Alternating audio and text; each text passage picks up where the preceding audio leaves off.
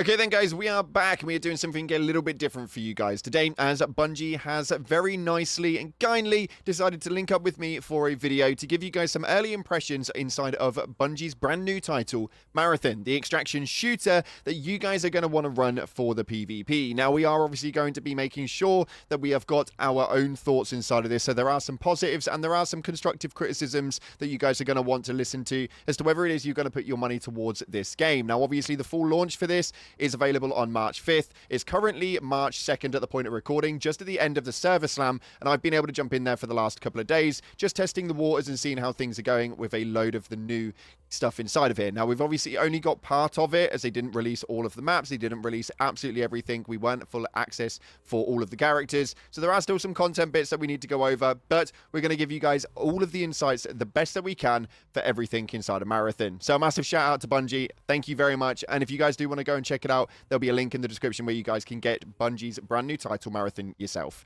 Anywho, with that being said, if you haven't already, smash that like button and subscribe, post notifications turned on. We're also doing a giveaway here on the channel for a copy of the game on the day of launch, March 5th. So if you want to get involved with that on this video alone, make sure you put in a green love heart and it's going to enter you in. We'll announce that one on the day of launch. With that being said, let's dive on in and see what's happening inside of the Marathon server slam here right now. Now, for this to make any sense, we need to kind of break this up into segments. So first of all, we're going to be talking about the aesthetics of the game. It's a pretty colorful, futuristic tone, and though it has a lot of pastels, it also has a lot of fluorescence, and this does kind of sting a little bit on the eye if you've got the brightness up a little bit too high, but overall the aesthetics and the way that the curvature of buildings work is very, very nice, that's for sure. I've actually really enjoyed my time inside of the game, and the more that I've kind of played it, the more I've got used to how it is that they've actually built it, if that makes any sense at all. The bright colors, the yellows, the greens, the pinks, the oranges, they all seem to pretty much make a bit more sense the longer you actually play this. So at first I was a little bit skeptical, but after a little while I genuinely have been enjoying it.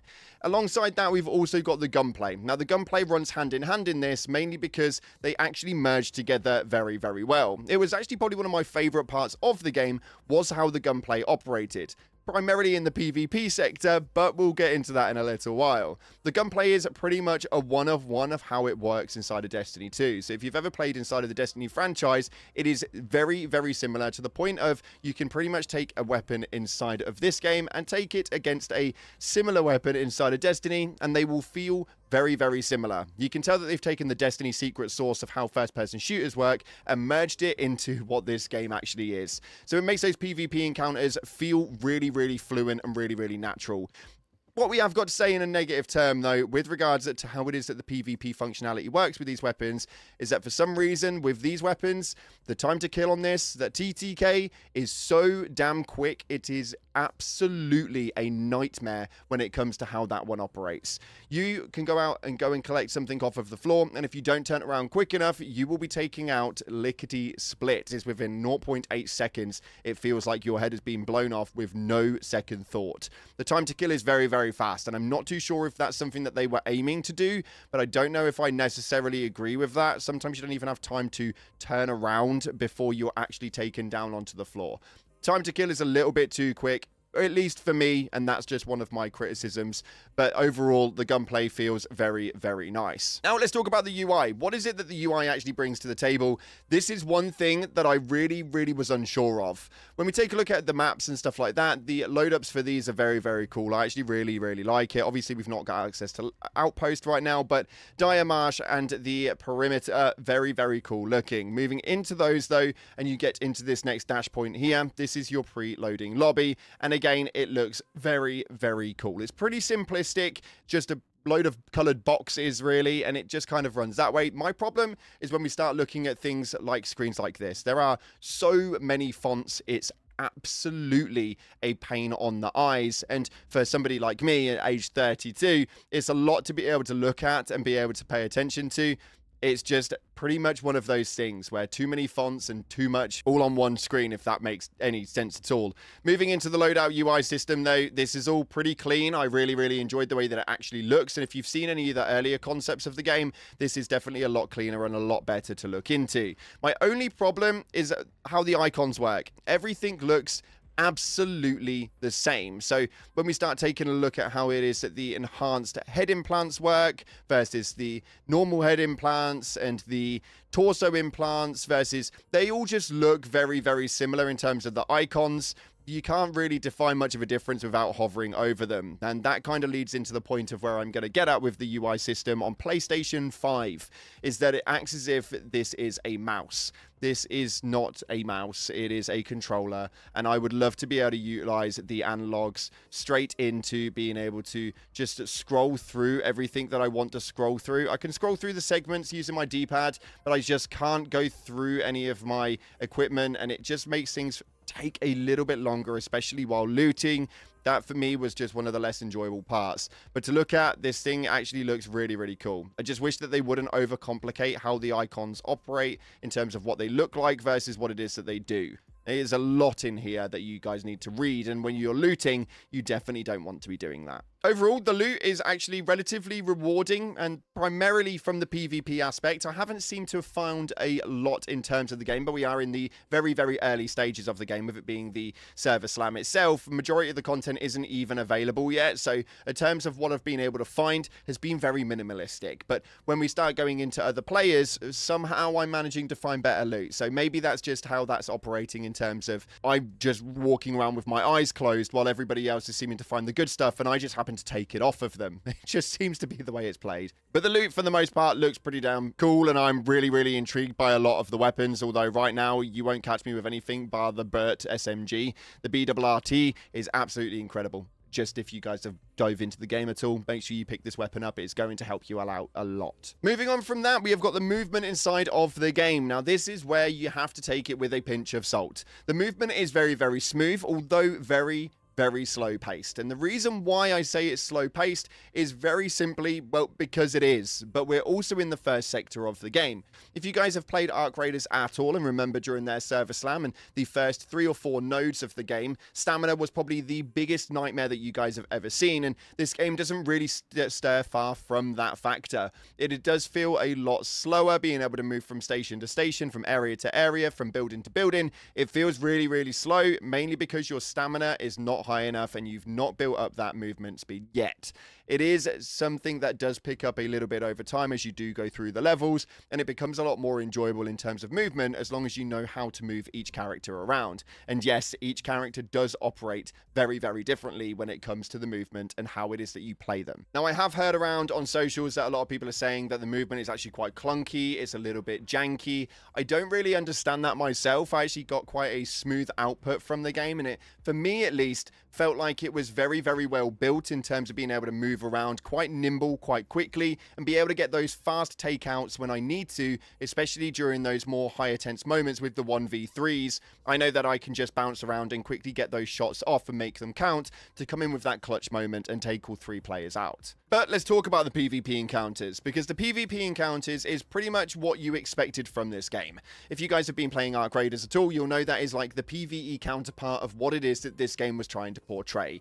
My only problem is that there's not enough PvP inside of this game, and they have obviously started to make the adjustments to it. I know full well that the Marathon devs have posted up this post right here, literally earlier on this morning, stating that in an effort to drive more players into each lobby, we've increased a number of crews that will infill into Perimeter, which is the beginner map, since it's an early in career runners are going through there first. We wanted to take a chance to test this out and see if it helps more PvP opportunities and how it's feeling. So as of right now, I've not really felt massively a difference, but there is a massive difference between running it solo and running it in a squad. Main reason for that is because you don't have 3 sets of solos to every 1 squad running around. Therefore, as far as the infill goes, there's a lot less people moving around that map. Solos does feel very, very empty. And then after that, I decided to go in and matchmake my crew and fill it, and I ran around with 2 complete randoms, and all of a sudden the PvP encounters really started ramping up. I think that the PvP inside of this game is really going to ramp up more inside of the squads, oddly more so than the solos. I think the reason for that is everybody is running certain characters who can go invisible and are hiding out a lot more because it's an extraction shooter. It's what you've got to do. You've got to survive. The idea is to extract with as much as you can. So I understand that, but I just kind of feel like PvP, I expected it to be a lot more than where it actually is. And that's really the reason why I came into it. The PvP for me was probably the biggest take home from what this game was going to offer. Now let's put the PvP to the side for 1 second and let's talk about the PvE encounters, because golly gosh, these PvE encounters are like nothing you have ever experienced before. Imagine the difficulty that we've been experiencing throughout side of Arc Raiders, but let's just ramp that up and give you guys an array load more of the PvE characters knocking around the map. You attract one of them, you do not just attract one of them, you instantly attract 5, 3 of which have got shields, and it is very, very difficult to be able to get outside of those rooms sometimes. Most of the time you will find that you will have to run away, especially if you are running a solo game. If you're in a squad, it's a little bit easier to manage because they have to take diversion from all 3 areas, and then you can be revived if you do happen to get knocked down. But the time to kill from these enemies to taking you out is very, very fast. Not only that, but once they do that, they will then come and suck upon you to then finish you off while you are knocked down. This goes for absolutely any time period. Although if you are at an extract, make sure you are crawling to that extract. You may well still get out, but yeah, they are there to finish you off, and they are not a mess around in any stretch at all. Now, some of them are obviously, during at least these lower levels with the lower grade weapons, a bit of a sponge in some regard with the way that their shield operates.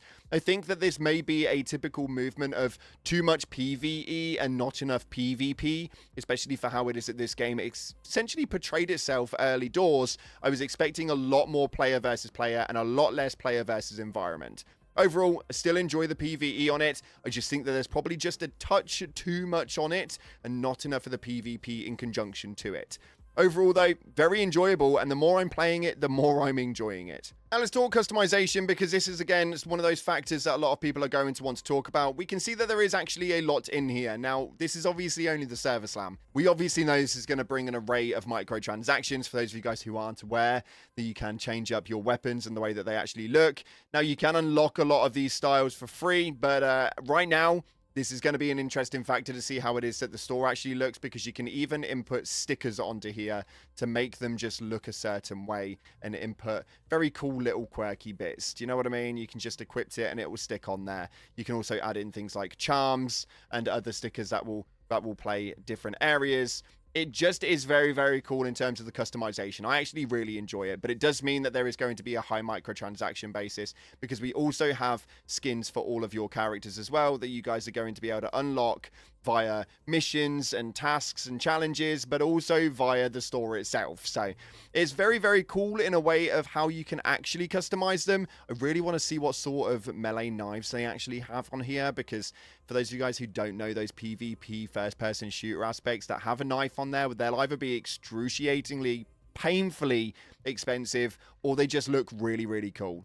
Never an in-between between them. But yeah, it's going to be an interesting time indeed. But I do think that the customization on this, it really, really seems to hit the margin on what it is that we can actually do with different backgrounds, titles, and emblems that you guys can obviously merge in and be able to equip to make it look like exactly what you want it to look like. I think that they've done a really good job with it. No different really to most PvE games in terms of first-person shooters, but overall, it's a nice touch. So what's my overall thinking on this, and where is it that my head really takes it when I start talking about the Marathon Server Slam? Is it ready? I would say it's pretty close, although there is some things that they do need to change up. The PvP encounters was a massive sway point for me. I came into Marathon off of Arc Raiders really wanting it to be that big, heavy, PvP-orientated, absolute shred fest when I got into a building and found people on every point of interest. Maybe I just haven't been finding them in the right positionings and the right placements just yet, because it's early doors.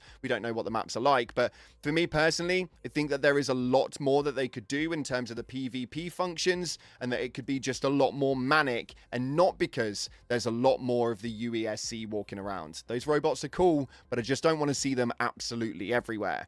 Again, that's just my 2 cents on that one. That may be different to what it is that you guys think. But my thoughts I was a little bit skeptical at first, and once I got in there, I was actually pleasantly surprised. The longer I've played, the more I've actually enjoyed it, and it's almost like it grows on you in time. I know that's probably not exactly as you wanted to hear, but it's definitely something that's worth trying out. With that being said, that's all we've got time for today. If you want me to cover this in terms of news, make sure you let me know via the comment section below and by rewarding the video with a like button. Be greatly appreciated. That's my 2 cents, but thanks again for watching. Like, subscribe, and as always, I'll see you in the clouds. Peace.